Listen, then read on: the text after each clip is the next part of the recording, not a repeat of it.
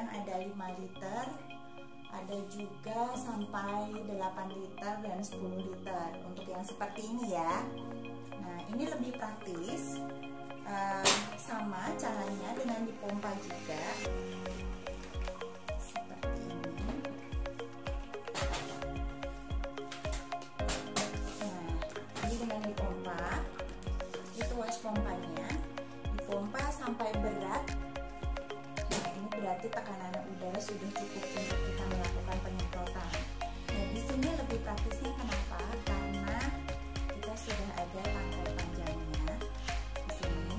Jadi kita kalau untuk yang bagian tinggi ya biasanya kita sudah tidak perlu harus membawa yang berat ini naik ke atas. Ini fungsinya. Jadi bisa tetap dipegang oleh tangan kiri dan tangan kanan menyemprotkannya. Atau ini juga sudah ada talinya untuk kita pakai di pundak kita. Jadi kita seperti gendong tas gitu ya. Tinggal kita spray aja seperti siram biasa seperti itu. Lalu kapasitasnya juga pasti lebih banyak ya. Di sini kapasitasnya lebih banyak. Sudah ada selangnya ini. Nah, sehingga jangkauannya lebih luas gitu, berbeda dengan yang ini ya. Kadang kalau yang 2 liter ini saat kita menyemprot itu kenalah daun yang di sini, kenalah daun yang di samping gitu ya. Untuk misalnya rak-raknya itu seperti meja, nah itu kan memang dijajar ya, dibariskan. Jadi kena samping, kena depannya gitu ya. Jadi agak repot. Nah, untuk teman-teman yang memang koleksinya sudah koleksi tanaman ya, misalnya tidak hanya aglonema tapi ada anggrek, ada yang sekarang itu anthurium atau juga pilo-piloan. Nah, itu saya sarankan untuk memakai yang ini.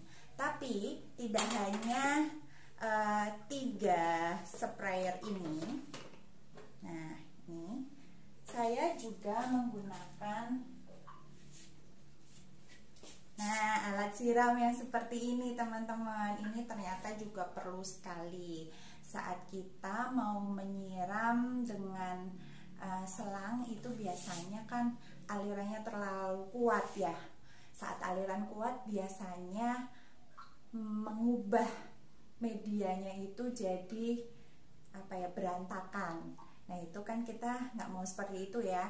Jadi solusinya adalah membeli seperti semprotan yang ada di selang itu, atau seperti ini yang manual. Kalau ini kita bisa tenteng kemanapun ya.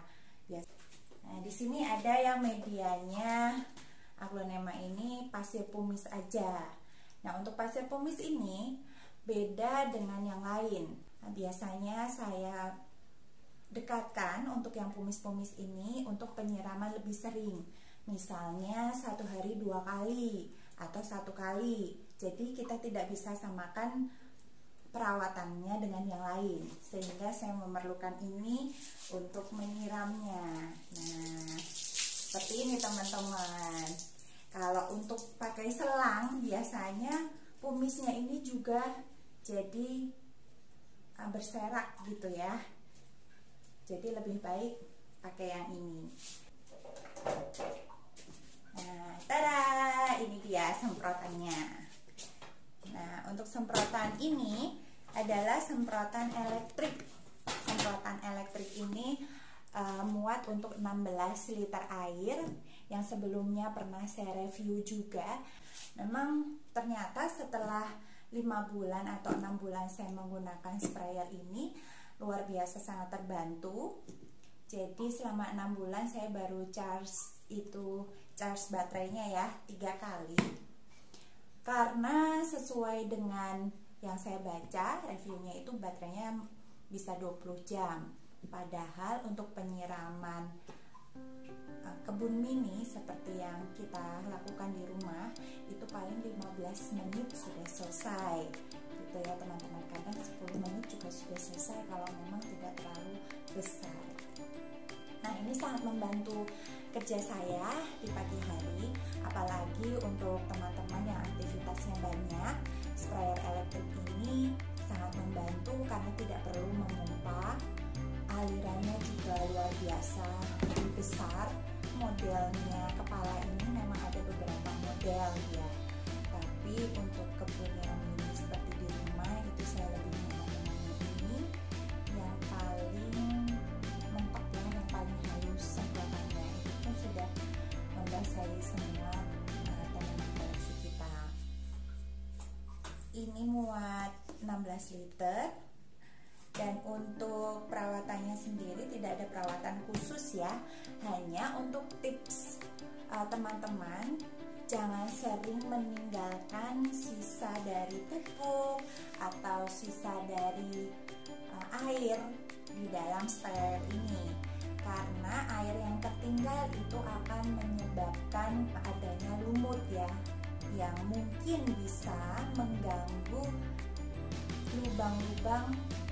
Maka dari itu, saat sudah selesai penggunaan, usahakan untuk air itu dikeluarkan dari tempatnya agar jangan menjadi lumut-lumut yang akan merusak sprayer kita.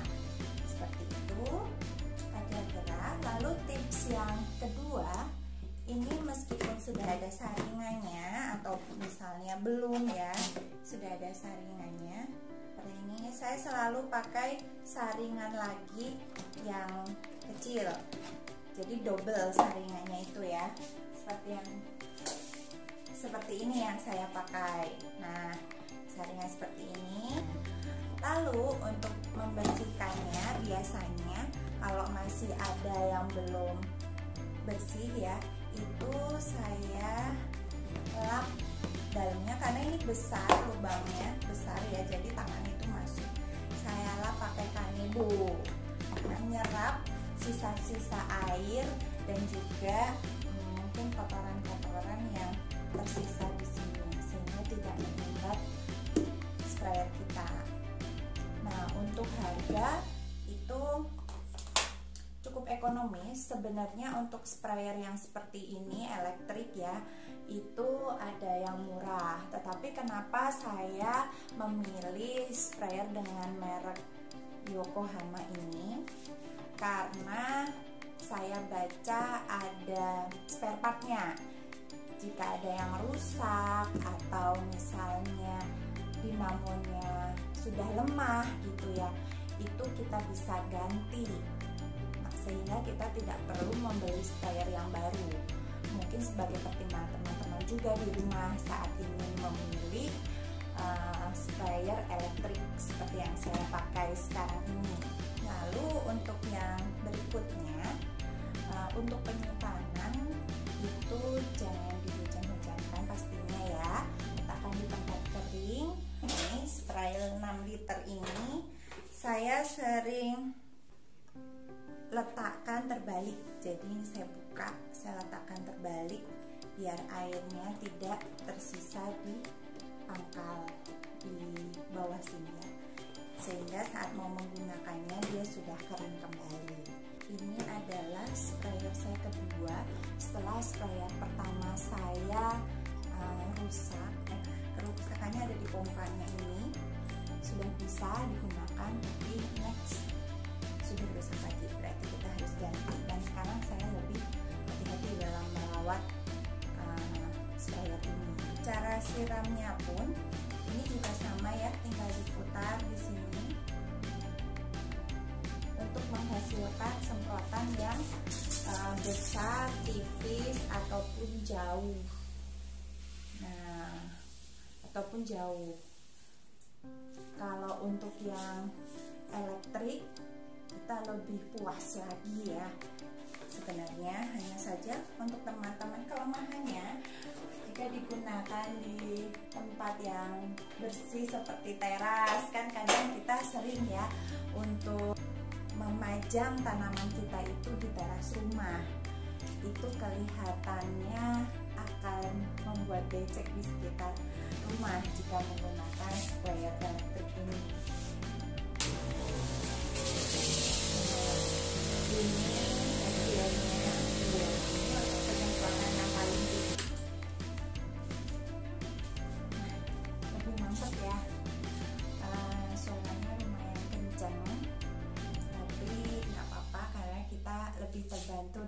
adanya ini.